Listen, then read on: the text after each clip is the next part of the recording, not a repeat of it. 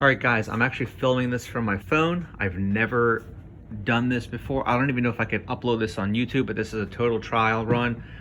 I literally put the video I'm literally uploading right now, it's 9:30 a.m. I don't even know what day it is today, but I know it's Tuesday. I don't know what date it is today. Actually, I do know. It's my daughter's 7th month yesterday, which is the 23rd, and today is the 24th.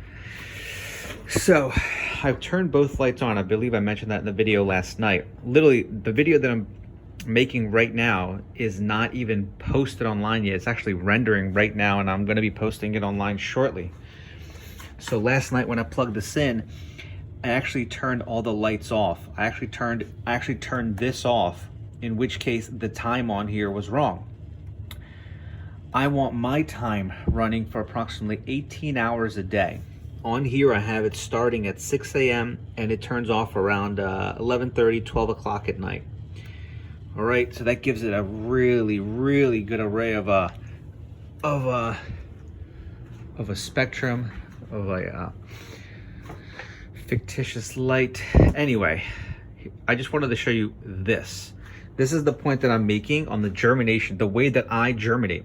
Look at this nice humid cloud. This is what you want. Okay, and you want these lights running right away, and you want to make sure that you put it up as close to the light as possible. Because of this dome, I've always wanted a shorter dome. Okay, because for the germination, for this part right now, you want the dome to be a lot shorter, in which case, if I could, I would have propped it up even higher to bring it closer to the light. Okay, but let me show you guys. This is literally, I mean, wait, so 9 o'clock, so that's 9 hours. I technically did this at around 10, so let's call it 11 hours. Look at the heads. Look at everything. Look how healthy everything looks. Okay? Look at this. All right? Look at all these. Look at all these. Look at the sprouting. And I told you guys in this video that I'm about to post up. I'll probably post this up. I hate posting up like 2 videos back to back. I just doesn't make any sense. It's too many videos. But I just wanted to show you the result that you will get by soaking the Rockwool. Okay, number 1. And in addition, by putting in manually your seeding. I mean, it truly makes a difference. At least for me, you could visually see that you have successfully germinated, and it's making its way up. Now there's going to be sometimes this method, depending on the seed, depending on how big it is, depending on the situation. Actually, now I realize what this seed right there is that's not showing anything. There's 3 seeds of kale in there. Let me go in there. Yep, see that? Wow, the iPhone does really capture pretty nicely, but as you can see there, they're in there. And it looks like the one seed's really opening up really nicely. Look at that. That's pretty freaking clear. The quality of the zoom is unbelievable. Anyway, guys, make sure to get your supplies down below. In today's economic situation, you want to make sure that you have everything that you need and be ready. Get your seeds, prep, get everything that you need. You don't know how long you will be locked in for. You don't know how long. Even if you get started on this now, 20, 25 days, 35 days, you're gonna have some lettuce. Get your stuff now. All the links are down below. This is no joke. I'm stocking up on seeds. Seeds are the most important, and the Rockwool cubes. Rockwool cubes and seeds is the most important. Everything else you could reuse.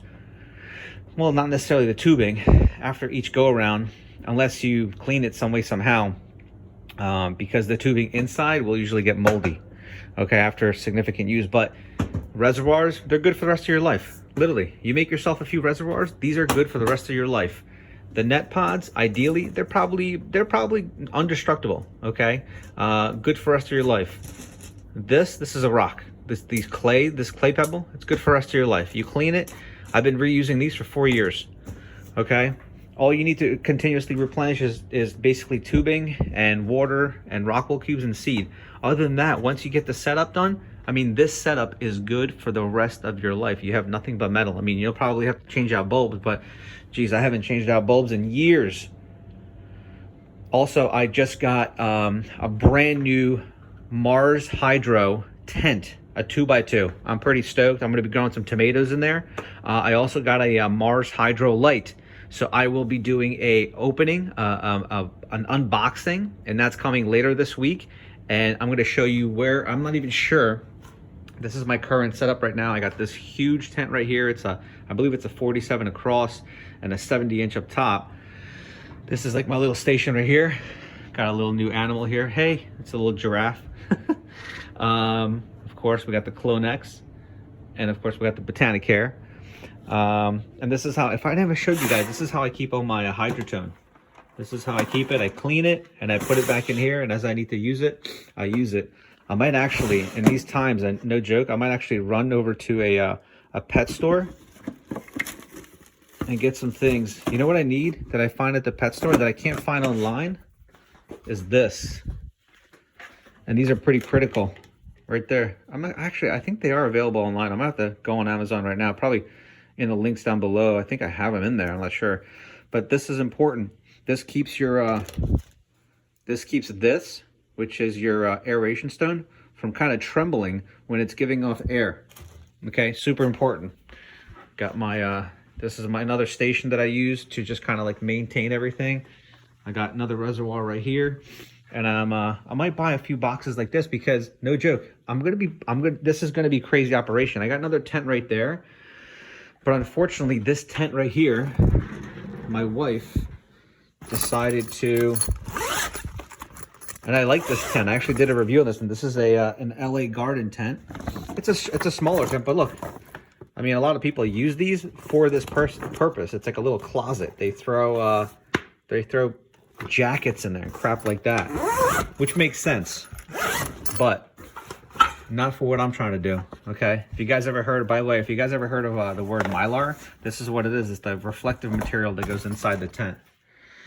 Boy, anyway, hope you guys are keeping safe. Hope you guys are keeping healthy. This is a nice way to also just like reduce some anxiety, just chill and just watch your plants and just, you know, just try to relax as best as possible. So in the next upcoming weeks, I'm going to have 3 across here and 3 across here. So I'm just trying to think. I got 1 pump that'll go for these 3. I got 1 pump that'll go for those 3. I got 1 crappy pump, but now that I think about it, I'm going to have to go ahead and purchase right now, today, another General Hydroponic pump to get for my other tent.